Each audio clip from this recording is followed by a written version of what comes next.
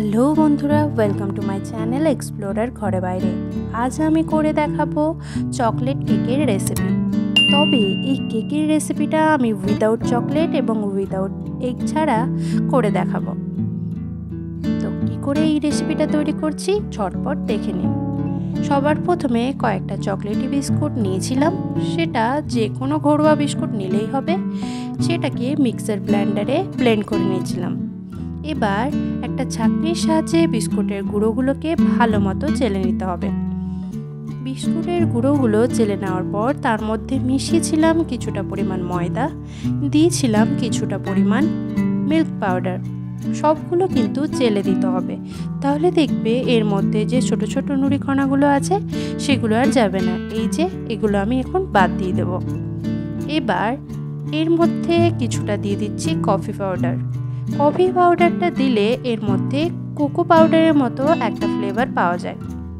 সেটাকেও চেলে নেওয়ার পর তার মধ্যে দিয়ে দিলাম কিছুটা বেকিং সোডা আর দিয়ে দিচ্ছি কিছুটা বেকিং পাউডার।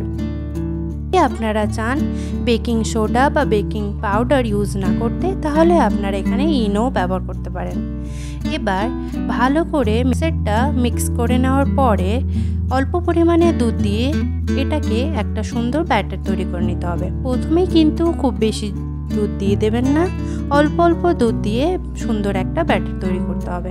কেকটা আমি এমনভাবে তৈরি করে দেখানোর চেষ্টা করেছি যাতে বাজারে কোনো রকম উপকরণ কেনা ছাড়াই আপনার বাড়িতেই খুব সহজে তৈরি করতে পারেন আর কেক খাওয়ার মজা এটা নিতে পারেন। এরকম একটা ঠিক ব্যাটার তৈরি করতে হবে। ব্যাটারটা তৈরি হয়ে যাওয়ার পর এর মধ্যে দিয়ে দিচ্ছি কিছুটা পরিমাণ সাদা তেল। আমি পরিমাণে খুবই অল্প দিয়েছি, আপনারা চাইলে পরিমাণ মতো দিয়ে নেবেন। এবার একটা টিফিন বাটি নিয়ে নিয়েছি, যেহেতু ঘরেই তৈরি করছি যে কোনো নর্মাল বাটি নিলেই হবে। আর আমার কাছে বাটার পেপার ছিল না বলে যে কোনো নর্মাল কাগজই দিয়ে দিয়েছি। আপনাদের কাছে থাকলে আপনারা বাটার পেপারটা ইউজ করে নেবেন, আর যদি না থাকে আমার মতো যে কোনো একটা পেপার দিলেই হবে। তারপর অয়েলটা ব্রাশ করে নিয়ে যে ব্যাটারটা তৈরি করেছিলাম সেটা বাটির মধ্যে দিয়ে এবার বাটিটা প্রেশার কুকারের মধ্যে ঢুকিয়ে দেবো।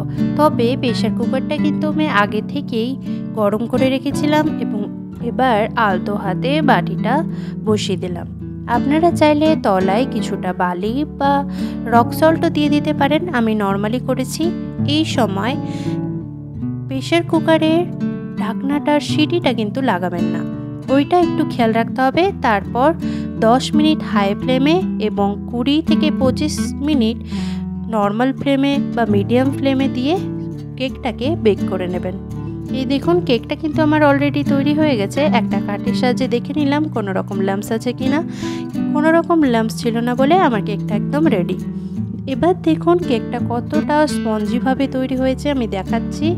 এই দেখুন কতটা স্পঞ্জি এই কেকটা তৈরি হয়েছে। খুবই কুইক তৈরি হয় আর এত ইজিলি তৈরি হয়, এত সুন্দর টেস্টি হয়, তাই জন্য ঘরে আপনারা সবাই ইজিলি তৈরি করতে পারবেন।